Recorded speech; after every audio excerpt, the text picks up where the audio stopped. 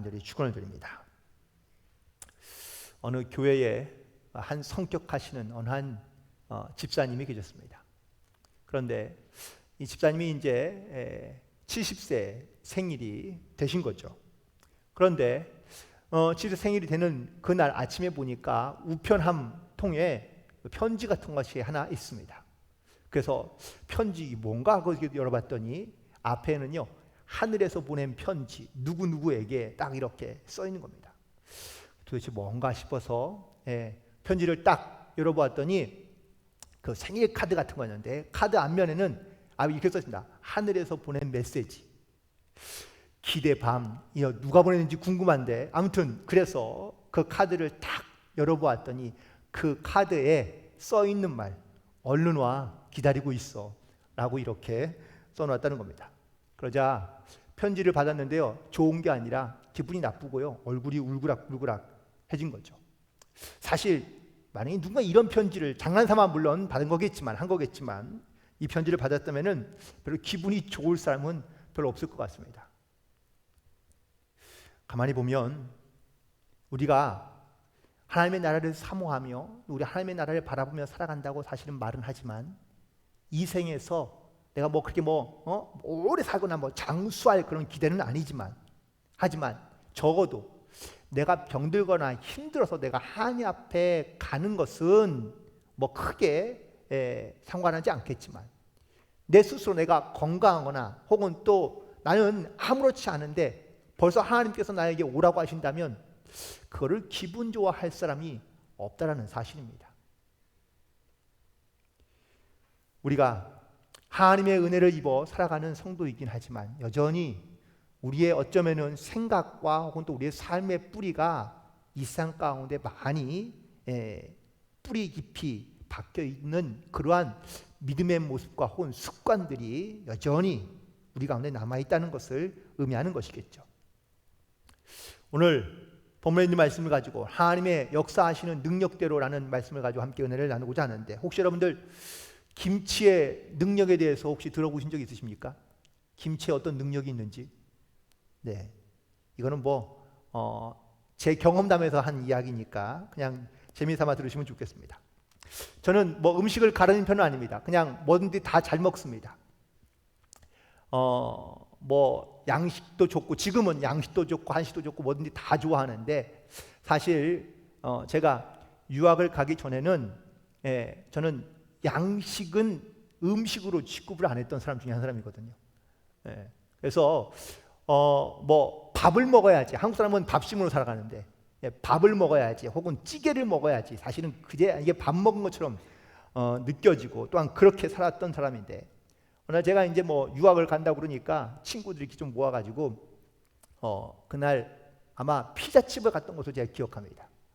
피자집 가서 피자를 먹었는데, 피자가 그때는 싼 게 아니었거든요. 거의 벌써 몇 년 됐죠? 한 25년 된 이야기니까, 넘은 이야기니까.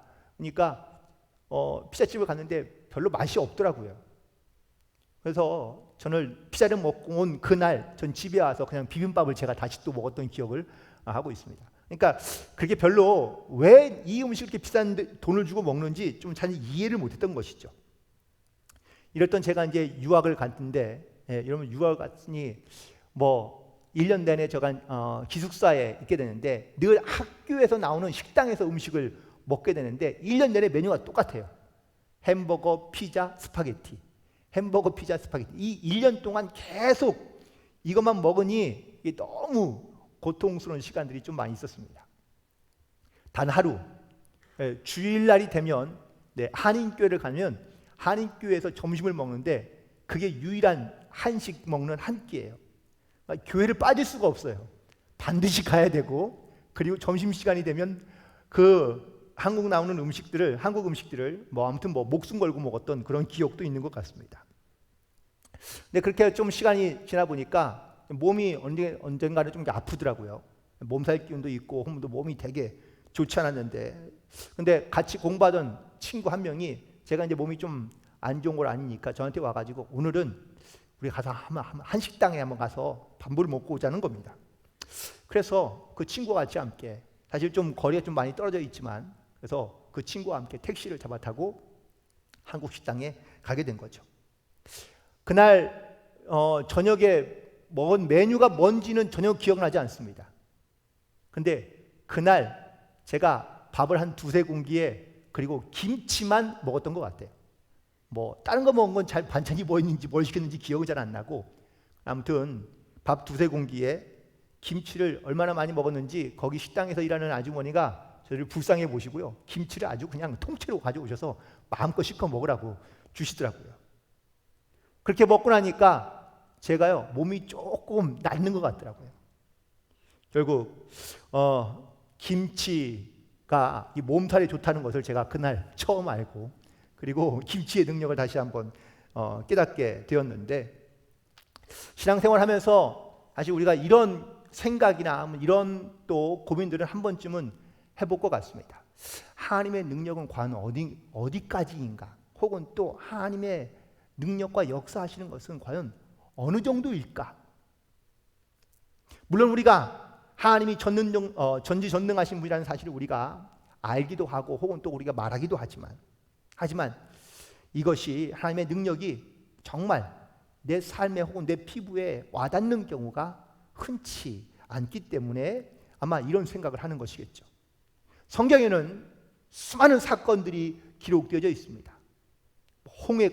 바다가 갈라지고 하늘에서 떡이 내려오고 고기가 내려오고, 아니면은 병든 사람이 낫거나, 아니면 수많은 사람들이 먹었던 오병이어의 기적 같은 사건들이 만약에 지금도 곳곳에서 자주 일어나고 있다면 아마 하나님을 믿지 않을 사람은 없을 것 같습니다.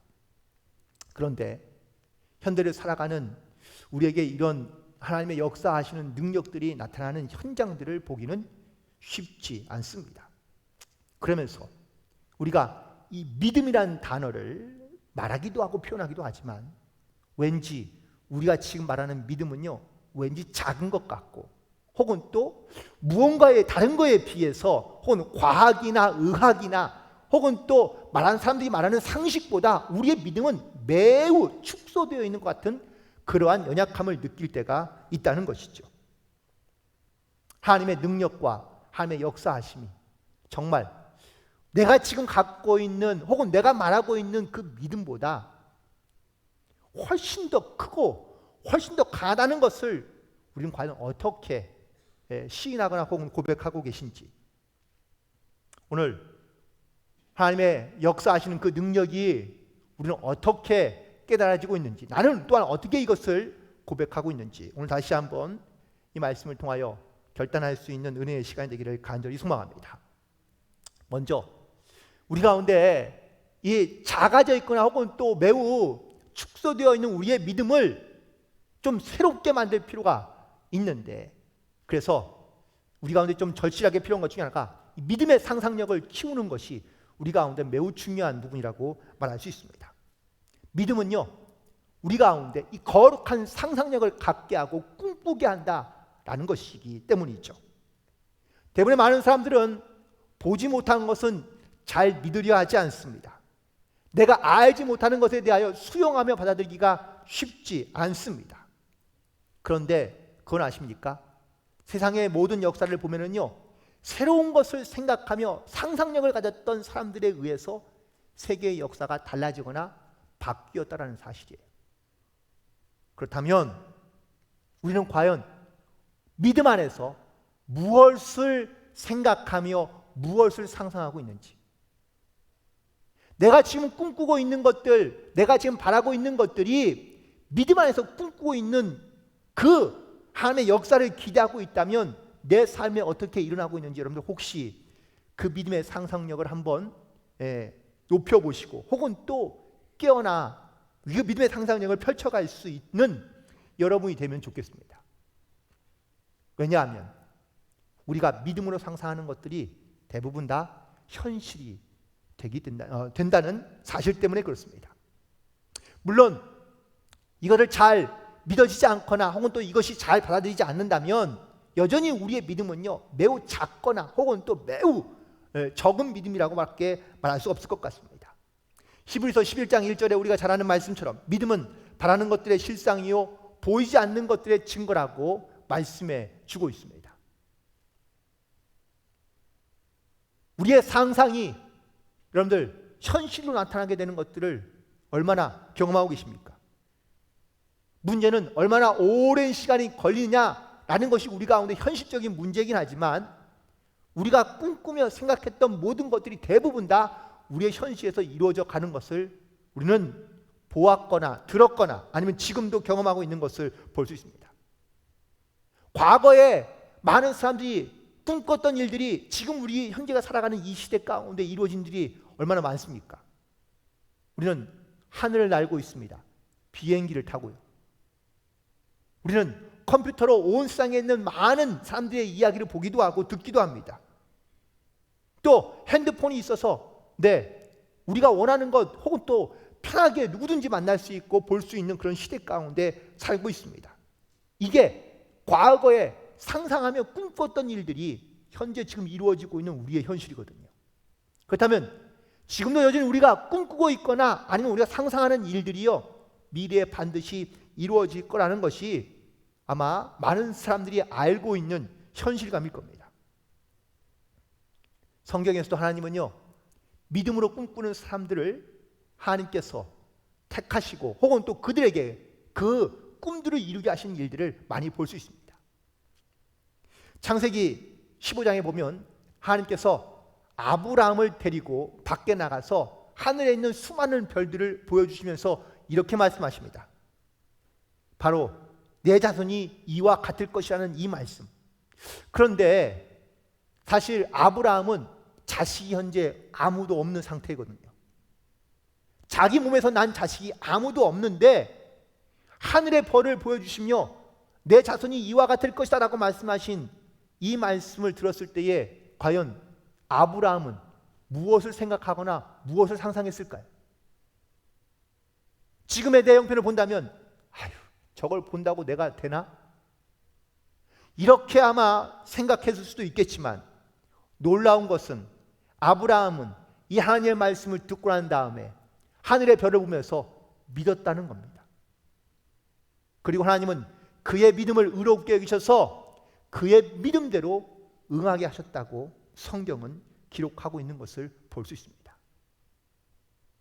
결국 우리가 지금 보고 있는 것, 생각하는 것, 상상하는 것, 그것이 믿음 안에서 하나님 앞에 맡기며 의지하는 것이라면 하나님께서 우리의 믿음을 보시고 그 믿음대로 응답해 주신다라는 사실을 우리 반드시 기억하며 나아가야 될 줄로 믿습니다.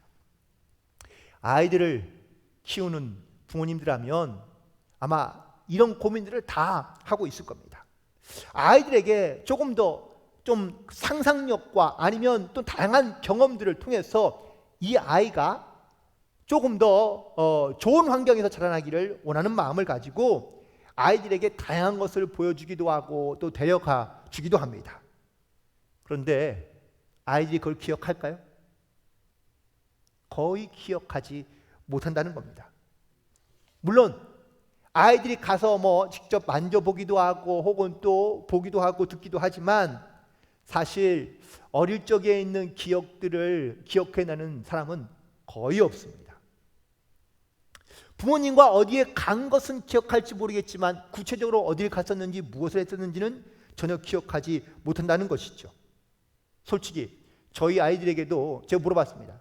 야, 너희들 몇 살 때 몇 살 때 어디 갔었는 거 기억해? 그러면은 기억나는 게 하나도 없습니다. 증거가 있어야죠. 사진을 보여줘야지만이 사실 갔었다는 건 알지만 거기에 뭐가 있었는지 뭘 했는지는 전혀 기억을 못하다라는 것이죠.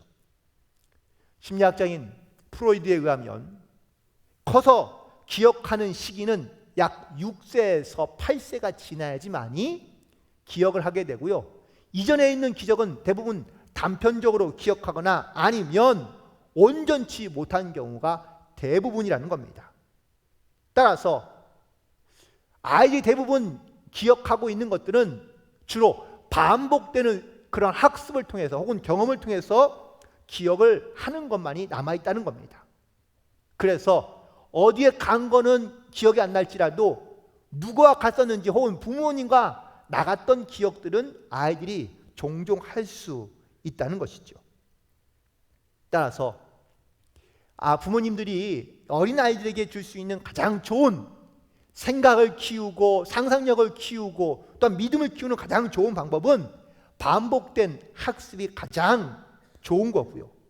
반복된 학습 속에서 아이가 그 부모님이 믿어주고 있으며 혹은 또 그 믿음을 강하게 만들 수 있는 그러한 그 아이를 신뢰하는 믿음의 자세가 그 아이의 상상력을 키우는데 가장 큰 도움이 될 수 있다는 이야기입니다.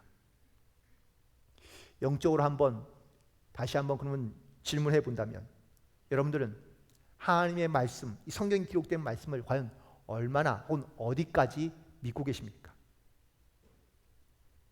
나는 하나님의 말씀을 많이 듣기도 하고 보기도 하지만 여전히 내가 믿고 싶은 것만 믿거나 아니면 내가 믿을 수 있는 것만 믿는다면 나의 믿음은요 늘 그 정도 수준에 머물러 있을 수밖에 없는 겁니다. 나의 믿음도 내가 보는 것, 듣는 것, 아는 것만 믿으려 하지 보지 못한 것, 알지 못하는 것, 듣지 못한 것은 우리는 믿을 수 없다고 말하는 경우가 많습니다. 하나님의 말씀을 믿고 안 믿고는 물론 본인의 선택에 의지일 수 있습니다. 하지만 믿지 않으면 절대로 믿음의 역사를 이룰 수가 없습니다. 무엇을 생각하거나 무엇을 상상하든 그건 전적으로 우리의 믿음에 달려있다는 이야기입니다. 하나님의 말씀을 묵상하며 우리 가운데 하나님이 우리에게 주시는 그 믿음의 능력과 믿음의 역사가 어디까지인지 오늘 나는 어떻게 하나님의 말씀을 믿고 있는지를 돌이켜보며 그 믿음의 역사를 함께 만들어 나갈 수 있는 그런 거룩한 성도로서 저와 여러분과 함께 동행하는 삶이 되기를 간절히 소망합니다. 두 번째, 이 역사하시는 믿음에 하나님께서 응답해 주시는데 어떻게 응답해 주시느냐? 넘치도록 주시겠다고 말씀하고 계시는 것을 볼 수 있습니다. 하나님께서 우리 가운데 주시는데 그냥 주시는 것이 아니라 하나님은요 우리 가운데 아낌없이 주시겠다고 약속하시는 말씀들이 성경에 곳곳에 있는데 한 곳만 본다면 로마서 8장 32절에 있는 말씀입니다. 자기 아들을 아끼지 아니하시고 우리 모든 사람을 위하여 내주신 이가 어찌 그 아들과 함께 모든 것을 우리에게 주시지 아니하겠느냐. 다시 말하면 하나님은 우리가 생각하거나 상상한 믿음 안에서 우리가 생각하거나 상상하는 것들을 우리 가운데 주시는데 부족함이 없이 주시겠다고 아낌없이 주시겠다고 말씀해 주십니다. 그 증거로서 예수님의 사건, 십자가의 사건을 말씀해 주시고 계세요. 자기의 아들을 내어주었는데 뭐든 아끼며 주지 않겠느냐고 하나님께서 말씀하고 있다는 이 말씀은 하나님의 사랑에는 한계나 제한이 없다는 것을 보여주고 있는 말씀이기도 합니다. 무엇을 나의 아들과 혹은 또 자기의 자신과 비교하거나 건질 수 있을까요?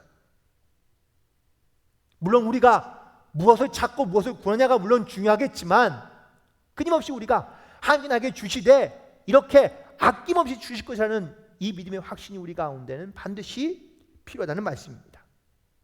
그래서 마태복음 6장 33절에 그런즉 너희는 먼저 그의 나라와 그의 의를 구하라 그리하면 이 모든 것을 너희에게 더하시리라고 말씀해 주고 계시거든요. 우리가 믿음 안에서 하나님의 것을 구하고 찾으면 하나님께서 그 모든 것을 더해 주신다는 이 말씀을 믿고 우리는 주의 뜻을 따라 구하며 나아가야 될 줄로 믿습니다. 또한 동시에 하나님께서는 아낌없이 주실 뿐만 아니라 넘치도록 주신다고 약속해 주고 계십니다. 누가복음 6장 38절에 있는 말씀입니다. 주라 그리하면 너희에게 주실 것이니 곧 후히 되어 누르고 흔들어 넘치도록 하여 너희에게 안겨주리라. 우리 이 말씀을 되게 좋아하는 말씀 중에 하나인데 아낌없이 주시겠다고 약속하신 하나님은요 아낌없이 줄 뿐만 아니라 우리 가운데 차고 흘러 넘치도록 주신다고 약속하시고 말씀하고 계십니다. 성경에 오늘 본문에는요 이의 표현들 비슷한 표현들로 풍성하게 하시겠다, 충만하게 하시겠다라고 말씀해 주고 있습니다. 이처럼 하나님은 우리 가운데 늘 넘치도록 주시는데 우리는요 살아가면서 이 넘치는 하나님의 은혜, 풍성히 주시는 하나님의 은혜를 감사하며 살기보다는 늘 부족하다고 우리는 하나님 앞에 기도하거나 말하는 경우가 많습니다. 이 시대의 특징 중에 하나를 말한다면 불만족입니다. 풍요로운 세상 가운데 살아가긴 하지만 여전히 나는 부족하거나 아니면 만족하지 못하거나 혹은 결핍되어 있다고 느끼며 살아가고 있다는 겁니다. 그래서 끊임없이 더 채우려고 노력하지만 아무리 채워도 채워지지 않는 그러한 허무한 가운데 살아가는 경우가 많습니다. 특별히 세상 가운데 살아가다 보면요, 남과 자기를 비교해서 자기가 저 사람보다 늘 뭔가를 부족하거나 혹은 없다고 느끼며 살아가는 사람이 의외로 많다는 겁니다. 성경에 보면 누가복음 15장에 탕자의 이야기가 등장하는데 거기엔 두 아들이 있죠. 둘째만 나오는 것이 아니라 그 집에 있었던 큰아들의 이야기도 등장합니다. 둘째는 아버지에게 자기 재산을 달라고 하여 밖에 나가서 살다가 가산을 다 탕진하고 난 다음에 그제서야 아버지의 소중함을 깨닫고 또한 그 집에서 누리는 풍요로웠던 그때를 기억하며 그가 다시 집으로 돌아오게 됩니다. 그러자 그 돌아오는 아들로 말미암아 아버지는 기뻐하면서요, 이 둘째 아들을 위하여 새 옷도 주죠, 신발도 주죠, 가락지도 끼워주죠, 송아지를 잡아서 잔치를 합니다. 그런데 이 소식을 들은 큰아들이요, 아버지에게 원망합니다. 내가 있을 때는 한 번도 이런 일이 없다가 밖에 나가며 혹은 또 재산을 탕진한 둘째 아들에게는 왜 이렇게 대합니까? 라고 아버지에게 묻습니다. 두 아들은 자기의 삶에 전혀 만족함이 없는 듯 보입니다. 왜일까요? 늘 자기에게서 다른 사람과 비교하며 부족함만 보기 때문이 아닐까요? 우리는 하나님의 은혜를 늘 입고 살아가는 그러한 삶임을 고백하면서도 나는 여전히 하나님의 은혜를 우리는 축소하거나 아니면 적은 은혜로 생각하며 받은 은혜에 우리가 감사하지 못하며 살아가는 경우가 많습니다. 여전히 나는 하나님의 은혜를 물론 지금도 구하고 있고 앞으로도 구하겠지만 그 은혜를 구하되 우리는 늘 채워지지 않는 그 무언가로 우리는 하루하루를 염려하며 근심하며 살아가고 있는 것을 볼 수 있습니다. 과연 우리가 주시는 하나님의 은혜는 과연 무엇인지, 하나님께서는 아낌없이 주시고 넘치도록 주신다고 말씀해 주고 계시는데 나는 늘 부족하다고 느끼며 살아가고 있지는 않습니까? 그 은혜에 다시 한번 감사함으로 혹은 또 만족함으로 기뻐함으로 즐거함으로 아낌없이 넘치도록 주시는 그 주님의 은혜에 늘 감사하는 삶을 살아갈 수 있는 그런 저와 여러분 되기를 간절히 축원을 드립니다. 세 번째, 하나님의 능력이 역사하게 되면요, 하나님이 영광을 받으시고 하나님께 영광을 돌리는 삶을 살아갈 수 있다는 사실입니다. 하나님께서 오늘 우리 가운데 감추었던 비밀의 경륜을 나타내기 위하여 바로 이렇게 역사하신다고 말씀해 주고 계신데, 감추었던 비밀의 경륜이란 바로 예수 그리스도를 아는 것이라고 골로새서 2장 2절부터 3절까지의 사도 바울은 말하고 있습니다. 하나님의 비밀을 그리스도를 깨닫게 하는 것이니 이 안에 지혜와 지식과 모든 보화가 감춰져 있다고 골로새 2장에서 바울은 고백하고 있습니다. 또한 동시에 하나님의 영광이 나타나게 되면 교회 혹은 성도 혹은 또 그리스도 예수 안에서 이 하나님의 영광이 나타나게 할 것이라고 말씀하고 있는 것을 볼 수 있습니다. 교회는 예수 그리스도를 의미하고 있으며 또한 성도의, 그러니까 예수님의 지체된 모든 성도들을 가리키고 있는 말이기도 합니다. 동시에 그리스도 안에서 하나님의 영광이 나타난다는 것은 예수의 이름으로 말미암아 온 나라와 열방이 구원을 얻게 된다라는 이 사실을 말씀하고 있는 것이죠. 이처럼 내 삶에 내가 가장 소중하고 귀한 것이 무엇인지를 깨닫게 되면 우리는 그것으로 말미암아 기뻐하기도 하지만 그것으로 말미암아 우리가 얼마나 귀한 은혜를 입고 사는지를 우리가 깨닫게 되고 고백하는 경우들이 많이 있는데, 지금 나에게 가장 소중한 것이 있다면 여러분 과연 그건 무엇입니까? 물론 생명도 혹은 또 내 가족도 혹은 또 지금 내가 하고 있는 모든 일도 다 귀하고 소중한 것들이겠죠. 그렇다면 적어도 오늘 본문에서 바울이 고백하고 있는 바울에게 있는 가장 소중한 것은 과연 무엇일까? 성경을 통해서 그의 고백들을 조금 정리해 보았는데 로마서 14장 8절에 보니까 그는 이렇게 고백합니다. 우리가 살아도 주를 위하여 살고 죽어도 주를 위하여 죽느니 그러므로 사나 죽으나 우리가 다 주의 것이라고 그는 고백하고 있습니다. 또 하나 갈라디아서 2장 20절에 있는 말씀입니다. 내가 그리스도와 함께 십자가에 못 박혔나니 그런즉 이제는 내가 사는 것이 아니요 오직 내 안에 그리스도께서 사시는 것이라. 이제 내가 육체 가운데 사는 것은 나를 사랑하사 나를 위하여 자기 자신을 버리신 하나님의 아들을 믿는 믿음 안에서 사는 것이라고 고백하고 있고요. 하나 더 빌립보서 1장 20절에 있는 말씀입니다. 나의 간절한 기대와 소망을 따라 아무 일에든지 부끄러워하지 아니하고 지금도 전과 같이 온전히 담대하여 살든지 죽든지 내 몸에서 그리스도가 존귀하게 되게 하려 하는 것, 이것이 바로 자기의 삶의 목적이며 이유인 것을 그는 고백하고 있는 것을 알 수 있습니다. 하나님의 능력이 내 안에 역사하시면 이처럼 삶의 고백이 달라지고 변화되면서 자기를 위해 살기보다는 하나님을 위해 살게 되는 놀라운 삶의 변화가 일어나게 된다는 사실이겠죠. 말씀을 정리해 보면 지금은 우리는 은혜의 시대를 살고 있다는 이야기들을 많이 합니다. 자기 아들을 아끼지 아니하시고 모든 삶을 위하여 내어주신 그 하나님의 은혜, 우리는 그 은혜로 말미암아 살아가는데 먼저 이 은혜의 역사하는 성령의 역사하며 은혜의 역사하는 이 시대 가운데 살고 있는 우리가 필요한 몇 가지의 자세가 있는데 첫 번째는 우리의 믿음의 상상력을 더 키워내고 혹은 또 일어날 수 있는 그런 영적인 자세를 가지고 살아가야 한다는 사실입니다. 애굽에 있던 이스라엘 백성들이요 막연한 기대를 가지고 하나님 앞에 기도했습니다. 하나님은 그래서 그들 가운데 거룩한 상상력을 주시고 모세를 통하여 그 꿈을 이루게 하신 것을 볼 수 있습니다. 하지만 그들 중에도요 이 하나님의 말씀을 믿지 못하며 순종하지 못했던 사람들은 결국은 광야에서 다 죽었고, 하나님 모세를 통하여 하나님께서 말씀하신 그 믿음의 꿈을 가지고 나아갔던 광야에서 태어난 세대들은요 가나안 땅에 들어가게 되었고 하나님의 꿈을 이루게 된 줄로 믿습니다.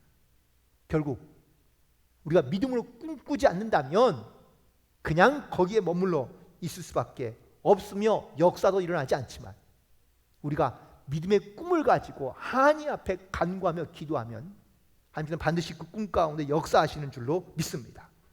그리고 우리 가운데 구하고 찾고 두드리면 하나님께서 주시되 아낌없이 주실 뿐만 아니라 넘치도록 주신다고 우리 가운데 약속해 주고 계시는 이 축복의 은혜를 맛보아 살아갈 수 있는 그런 저와 여러분이 되기를 간절히 소망합니다.